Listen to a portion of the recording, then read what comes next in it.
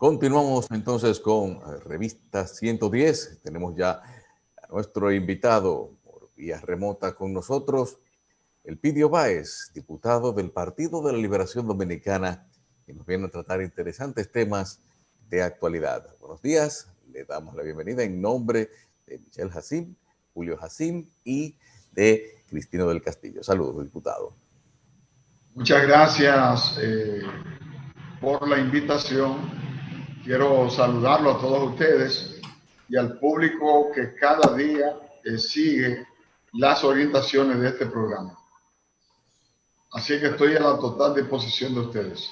Diputado, ¿cómo va las actividades en el Congreso? Vemos que están sometiendo proyectos y de forma rápida. ¿Cuál es la situación y cómo están los ánimos, independientemente de lo político, en lo interno del Congreso Dominicano y específicamente de la Cámara de Diputados? Mira, esta semana de trabajo en el Congreso ha sido muy activa. Hemos tenido una semana muy productiva. El presidente Pacheco, dada su experiencia, como ya manejó el Congreso, está ejerciendo un liderazgo efectivo que se traduce en productividad legislativa. Nosotros la semana pasada, el martes, trabajamos y conocimos una serie de iniciativas, más de 9 proyectos de leyes, y aprobamos uno de ellos que tiene que ver con la eliminación, la supresión del visado entre Rusia y la República Dominicana. Es un proyecto que ya había sido conocido, que lo teníamos en carpeta, que en la pasada legislatura estuvimos a punto de aprobarlo, pero ahora fue agendado y fue aprobado debido a que ya teníamos conocimiento de esa pieza legislativa, pero avanzamos mucho con el tema del Código Penal. ¿Y Rusia hizo lo mismo con respecto a los dominicanos, diputado? Sí, porque es un tratado, ¿verdad? Supresión de ambos lados. Tanto en Rusia, que tú conoces bien ese tema. Hay reciprocidad ahí entonces. Correcto, sí. Por eso se trata de un convenio, de un tratado entre los dos países.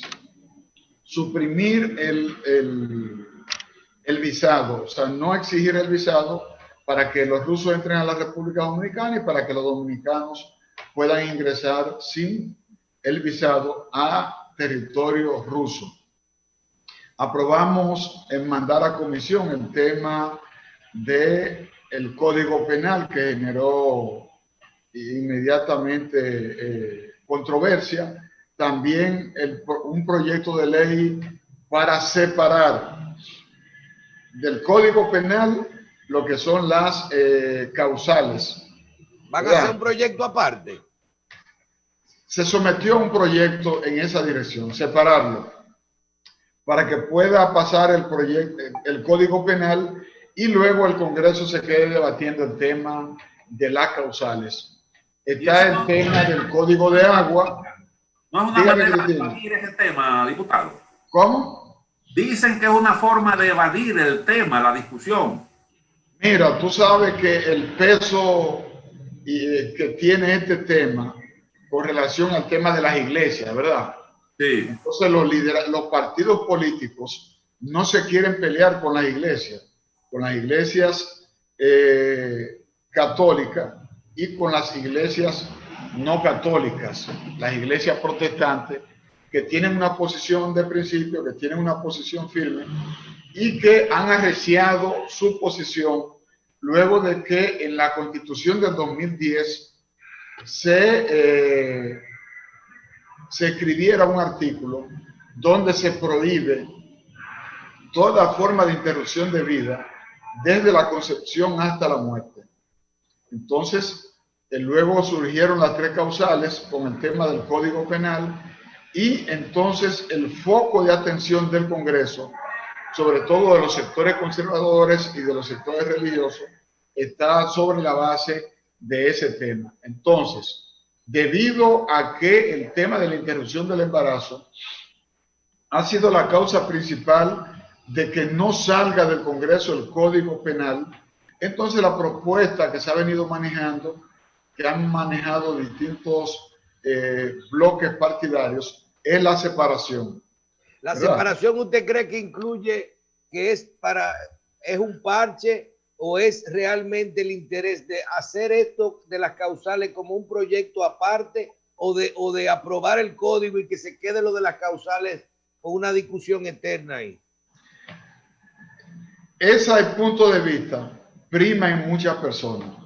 Que pase el código, entonces es traerle la parte más controversial y conflictiva, que es el tema del aborto, ¿verdad?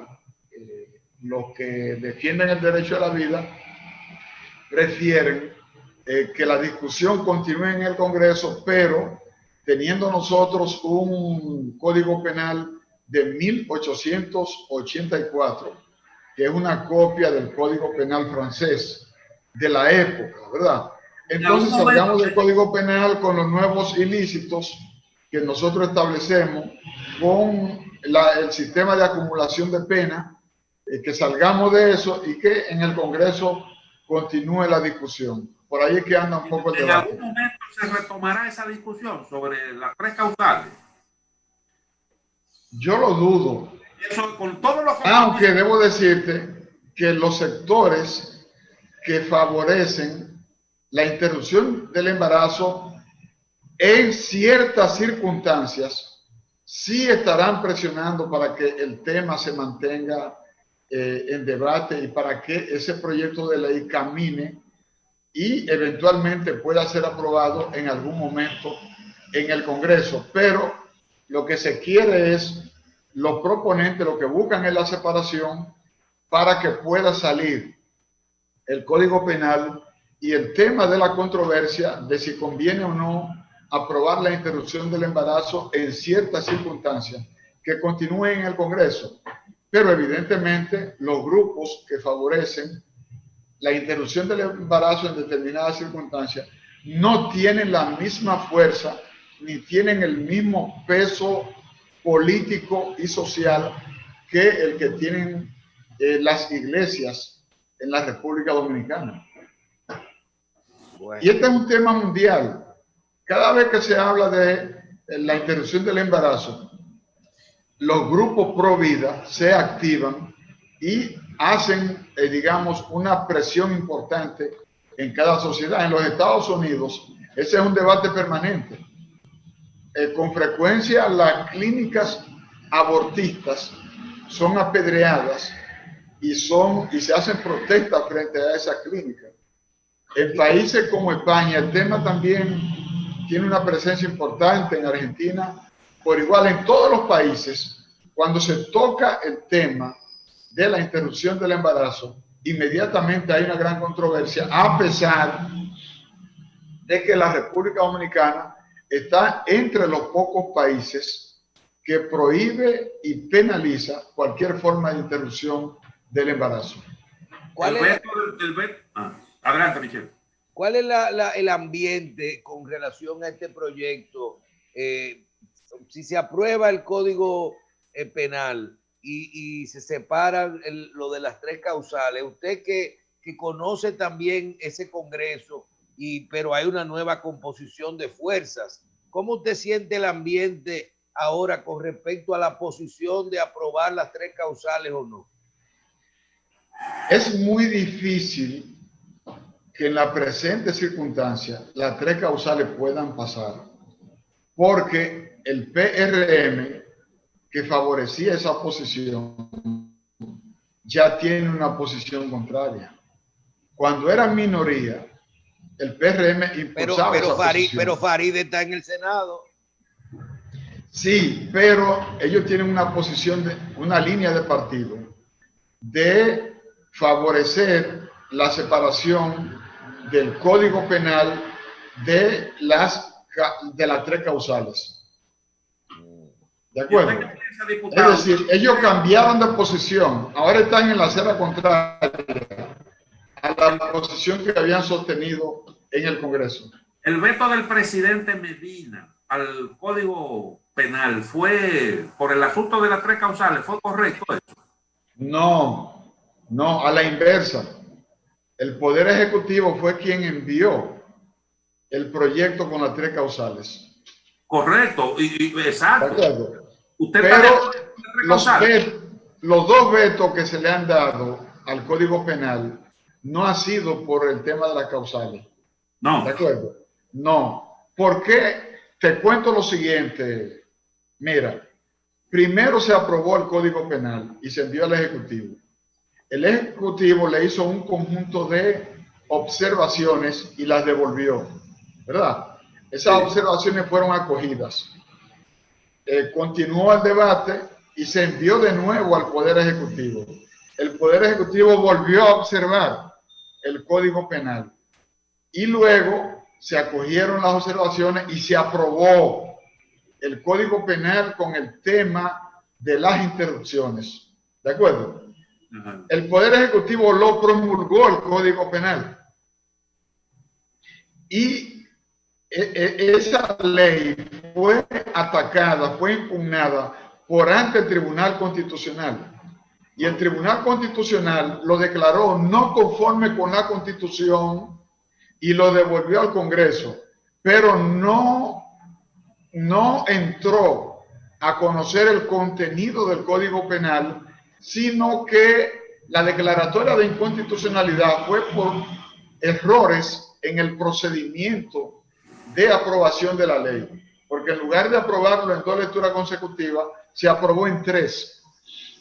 De modo que el Tribunal Constitucional no conoció las impugnaciones que se le hicieron por el contenido al Código Penal, que también se le hicieron un conjunto de impugnaciones, de ataques en referencia al contenido, pero el Constitucional evadió entrar al contenido y lo declaró no conforme a la Constitución por un tema de procedimiento en la aprobación del Código. Por eso es que el Código Penal en este momento está en el Congreso de la República. Mire, diputado, nos escriben aquí por las redes quienes están viendo el programa, que haga una pausa hablándonos de los proyectos y que nos cuente si Pacheco, cómo ha estado la relación entre Pacheco y Camacho ahora, entre uno enfrente y otro dirigiendo la Cámara, si le está dando el turno de hablar al revés. Mira, hay una regla de oro en el Congreso. Los expresidentes son muy respetados. Pero además, los expresidentes que tenemos en la Cámara habitualmente no piden muchos turnos, ¿verdad? Habitualmente no insisten mucho en que le den la palabra. Tú tienes a la expresidenta de más tiempo, es Lila Albuquerque. Lila no ha hablado 5 veces, no habló 5 veces en 4 años. Lila Albuquerque. La que más habló fue la Lucía Medina, ¿verdad? La que más turno tomó fue Lucía Medina, pero siempre de manera reservada, y habitualmente ellos van y conversan con los presidentes y le explican su punto de vista de manera personal, no haciendo uso de los turnos. El otro es Rubén Maldonado. ¿Cómo? ¿Por qué esa tradición? ¿A qué obedece eso? Quizás para evitar el protagonismo y dejarle el escenario al presidente de turno. Oh. Y para evitar la confrontación, porque tú te paras, fija tu posición con respecto a un tema conflictivo y el presidente que está dirigiendo la sesión te va a responder. Y entonces, para evitar que una figura que presidió la Cámara se vea como desautorizado en relación con un tema, se prefiere que en privado el expresidente, el diputado que presidió la Cámara, le manifieste su punto de vista en privado al presidente y conversen y se pongan de acuerdo. Pero habitualmente lo que hacen los expresidentes es manifestar sus opiniones en sus bloques legislativos y sirven normalmente los presidentes para armonizar. Y sirven para armonizar habitualmente. Los presidentes de cámaras normalmente se llevan bien con los legisladores de los distintos partidos, ¿verdad? Y Pacheco creo así que es. sentó cátedra cuando fue presidente, ¿no es así? Así es. hay una tradición de colaborar, de cooperar, de coadyuvar a que la labor legislativa salga hacia adelante y no a torpedear, a que los expresidentes no se dedican a torpedear ni a deslucir la gestión del presidente en ejercicio, porque pudiera parecer como que se da un pulso. No, los presidentes en ejercicio habitualmente buscan la manera de llevarse bien con los liderazgos de todos los bloques y de llevarse bien con los líderes de los partidos, porque los líderes de los partidos habitualmente llaman a los presidentes de la Cámara y les solicitan favores y buscan maneras de favor usted se refiere, por ejemplo, te acabamos de mandar un presupuesto de 17,000 millones adicionales ahora. Apruébanos eso. Esos son los favores que usted se refiere. Sí, sí, que son formas de... Agilícennos el préstamo de tal cosa. Eso es, sí, sí. Y a veces los mismos presidentes llaman a los líderes y se da una comunicación fluida. Por eso es que Danilo Medina ha dicho que el Congreso es la mejor escuela política, porque allí tú aprendes, te vinculas, te interrelacionas, evitas las confrontaciones ácidas que pudieran verse en los medios de comunicación. Allí hay una comunidad política que interactúa y busca la manera de llegar y de construir concertación y acuerdo, porque fíjate, en el Congreso, el lugar donde más se trabaja es en las comisiones que se forman, y las comisiones están integradas por diputados de todos los partidos, y allí se da un marco de armonía, de entendimiento, de debates, pero al más alto nivel. No enfrentamientos, digamos, que alguien tenga que rasgarse la vestidura, ni se da un pulso como para tú controlar al otro, no. Hay un debate muy rico que se da en estos espacios y allí se construyen las leyes y se construyen amistades que permanecen para toda la vida en el ordenamiento político nacional. Esa es la realidad. Diputado, este es un tema bastante amplio. Hay otros que son importantes. Me gustaría, en lo que respecta a esto, ya su partido avanzó algo de eso.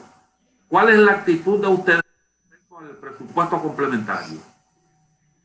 La actitud de los legisladores PLDistas. Aprobarlo. ¿Verdad? Sí, hay dos razones fundamentales para aprobar un presupuesto complementario.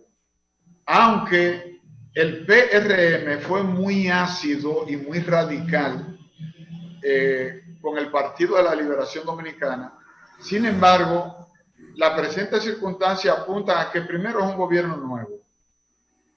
El gobierno está en plena luna de miel porque apenas tiene algo más de una semana de instalado, ¿verdad?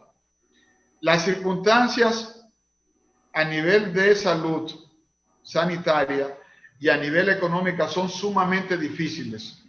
Entonces, el PLD ha dicho que va a desarrollar una oposición constructiva y propositiva, una oposición inteligente. Y en este momento no sería inteligente oponerse pura y simplemente a un presupuesto complementario que habitualmente se aprueba para los meses de julio, los meses de agosto.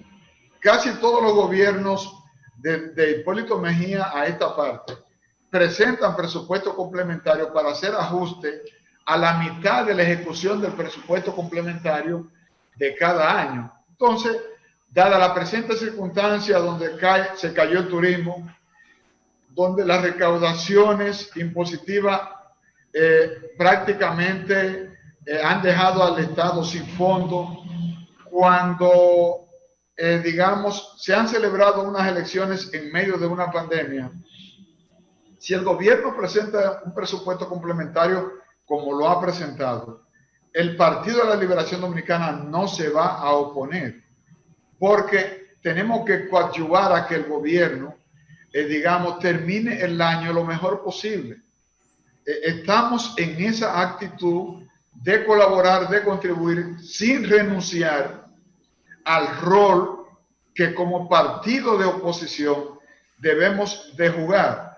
Porque si vemos que se va a cometer un error, de que hay una decisión puede perjudicar a la ciudadanía, evidentemente que nosotros estamos obligados a hacer el señalamiento correspondiente, pero en ánimo de que el gobierno tome la mejor decisión en favor de la población.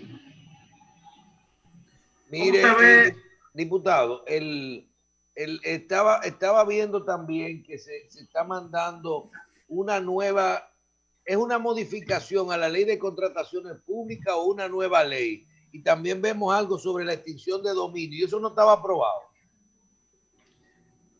Mira, Michelle, se ha venido discutiendo, incluso el propio expresidente Danilo Medina, cuando estaba en ejercicio, habíamos llegado a la conclusión de que había que modificar la ley de contratación.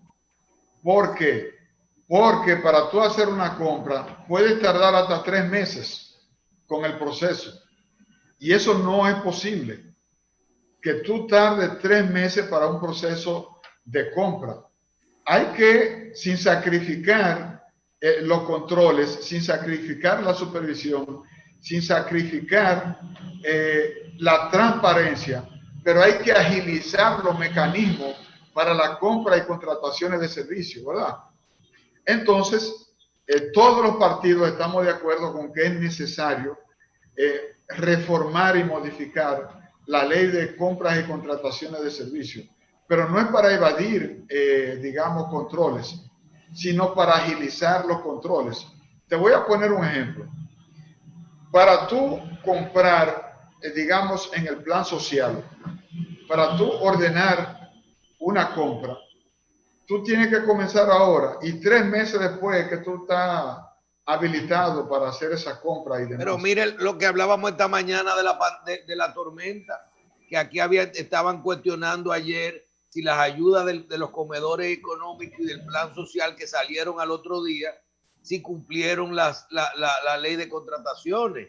No, lo que pasa es que ellos tenían en almacenes alimentos suficientes, ¿verdad? Sí, pero la gente lo cuestiona como quiera, sin saber. No. Lo que pasa es que la gente opina y no tiene, digamos, los elementos suficientes para dar una opinión informada. Recuerden que estamos bajo un estado de emergencia de 45 días, ¿verdad? Y el estado de emergencia reduce lo que son los procedimientos para la compra y las contrataciones. Los almacenes del plan social están llenos de alimentos. Porque esa compra la hizo el gobierno de Danilo Medina y se la dejó a este gobierno. Lo mismo que las computadoras. El ministro de Educación le entregó los almacenes llenos de computadoras, de laptops y de notebook y de tablet a esta gestión. Ellos la tienen ahí. Aquí se ha hablado mucho del tema de la educación a distancia y del uso de plataformas, pero el gobierno de Danilo Medina dejó, a través de un programa que se llama República Digital, entregó una cantidad inmensa de computadoras y dejó los almacenes llenos de equipos informáticos para que este gobierno lo pueda usar. Esas informaciones que está dando el gobierno de que va a entregar computadoras y demás, fueron las computadoras que dejó el gobierno de Danilo Medina. Esa es la realidad. No, pero ellos dicen que van a comprar ahora, diputado, una para ellos. Ellos dejaron 200,000, pero van a comprar como 2 millones más. Eso es correcto. Y esa es la única forma de afrontar la apertura del año escolar a distancia. Pero también deberán contratar canales de televisión y deberán contratar emisoras, porque la cantidad de hogares que no tiene conectividad es muy grande. La mayoría de los hogares sí tienen acceso a la televisión y sí tienen acceso a la radio, pero la mayoría de los hogares no tiene acceso a internet. Fíjate que el gobierno anunció que va a dar facilidades para que los hogares de familias que tengan estudiantes le van a facilitar el acceso a internet. Pero hay lugares en donde es imposible, no tienen conectividad, no tienen acceso a la internet y no hay tiempo para tirar, digamos, un sistema de cableado. Por eso, ellos anunciaron la apertura del año escolar para el 2 de noviembre, pero es para estar en condiciones de poder iniciar la educación siguiendo el tema de la educación a distancia y que aprovechen la educación de Radio Santa María, por ejemplo, que tienen una experiencia enorme. Y en educación hay un departamento que un departamento que tiene que ver con la televisión y la radio educativa. Ellos tienen una experiencia también, porque tienen una emisora radioeducativa dominicana y tienen también plataformas para el uso de la televisión, pero también ahí está el canal oficial. Lo que era Radio Televisión Dominicana, que ahora es CERTV, tienen televisión abierta y tienen televisión por cable, que perfectamente pueden usar esos canales para mejorar lo que es la cobertura para la televisión educativa. Así es la situación. Yo no estoy entendiendo muy bien esa propuesta. ¿Cómo se va a manejar? Porque hay 3 vías: televisión, radio y virtual, mediante laptop, tablet y esas cosas. ¿Eso se va a utilizar simultáneamente? ¿Todos los alumnos utilizarán esos recursos? ¿O vamos a tener un estudiantado dividido entre los que están en radio, los que están en televisión y los que están en educación? Sí, es dividido y por cursos, por áreas, por horarios. Por ejemplo, los estudiantes de moral y cívica de primero y segundo de bachillerato van a recibir email, se conectan en la televisión de tal hora a tal hora. Y así es que va a funcionar. Mire, tenemos un tema que es totalmente novedoso, ¿verdad? Que es el uso de plataformas y de medios de comunicación de apoyo a lo que es la educación pública. Eso no se ha visto en ningún país del mundo. La pandemia ha colocado a todas las naciones, digamos, le ha colocado el desafío de utilizar herramientas para tratar de resolver un problema. Este es un problema nuevo en todo el mundo. Ayer, cuando se daba la rueda de prensa desde el Palacio con todo este tema del inicio del año escolar, se habló de iniciar una capacitación de los maestros, ¿verdad? Y también de preparar lo que es una guía para el uso de las plataformas digitales y el uso de la televisión y la radio en los programas educativos.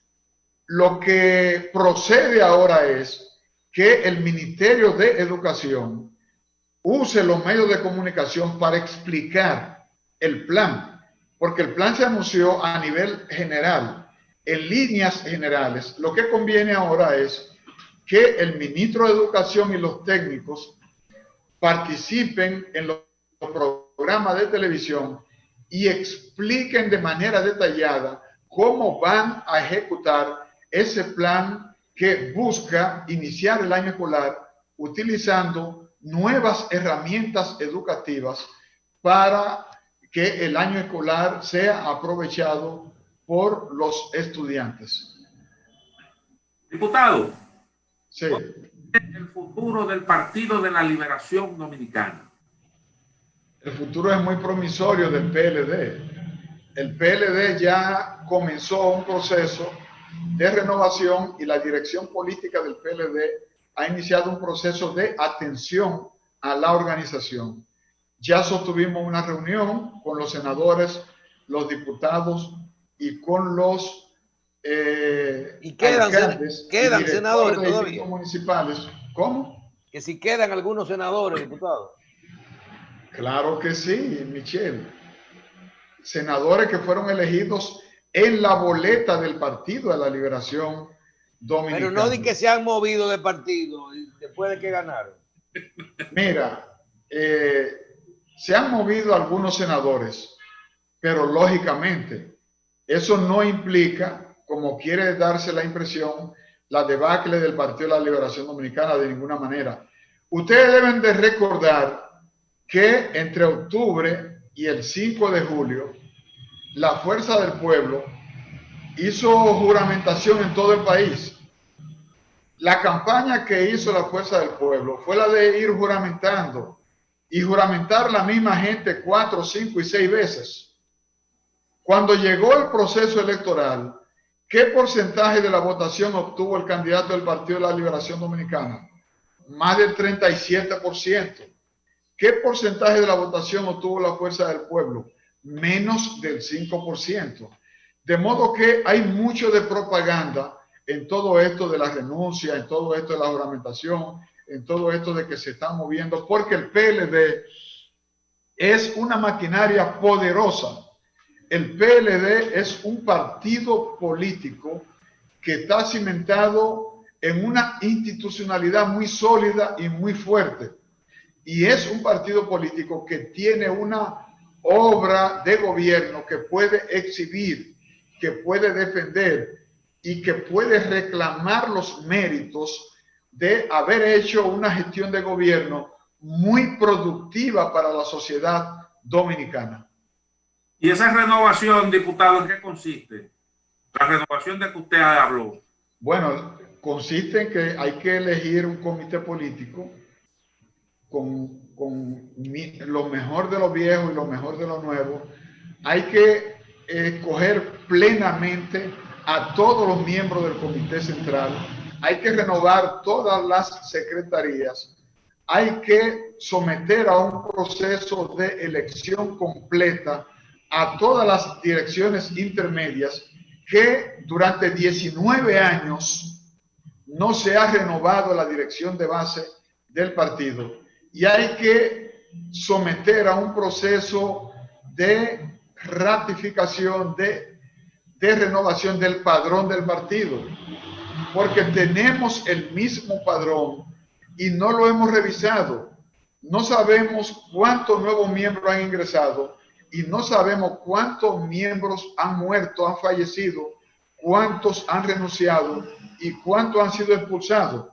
La ley de partidos políticos obliga a los partidos a renovar su padrón y a depositarlo ante la Junta Central Electoral, y cualquier cambio que haga el partido debe de notificarlo a través de comunicación a la Junta Central Electoral, de modo que parte de la renovación y de los cambios del PLD es tener un padrón revisado, un padrón nuevo, un padrón que debe depositar ante la Junta Central Electoral. Ahora bien, el hecho de que haya una renovación de todos los cuadros medios del partido también implica una renovación de las direcciones municipales, de las direcciones provinciales, de las direcciones por circunscripción y provinciales, además de las direcciones en el exterior, porque el Partido de la Liberación Dominicana tiene que permitir una nueva oxigenación, debe de permitir aires frescos, aires nuevos en nuestro partido. Bien, el diputado, en el cierre necesariamente tenemos que combinar algunas preguntas. Primero, que si en estas renovaciones lo que tiene que ver con el partido se contempla en un proceso de elecciones o de votación en la que Danilo Medina se convierte en el presidente del partido y que Denito Clemontá salga, ya que fue electo sabemos todo en el proceso que fue, cómo sucedió. Y que nos hable un poquito de su posición como legislador, aunque no tiene que ver con la Cámara de Diputados. Hay un debate en el Senado con lo que sería la elección de a quién le toca el miembro del Consejo Nacional de la Magistratura, hacia la mayoría de la alianza de la Fuerza del Pueblo o al Partido de la Liberación Dominicana, con esto de los diputados que han cambiado? Muy bien, Michelle.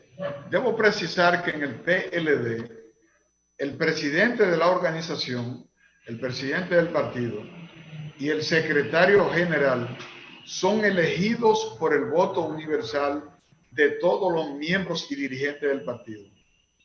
A diferencia de los miembros del comité político, el presidente que preside el comité político, el secretario general, que son los voceros oficiales de la organización, los estatutos mandan a que sea elegido por el voto universal por el tema de la legitimidad, porque son los líderes más importantes y más influyentes de la organización.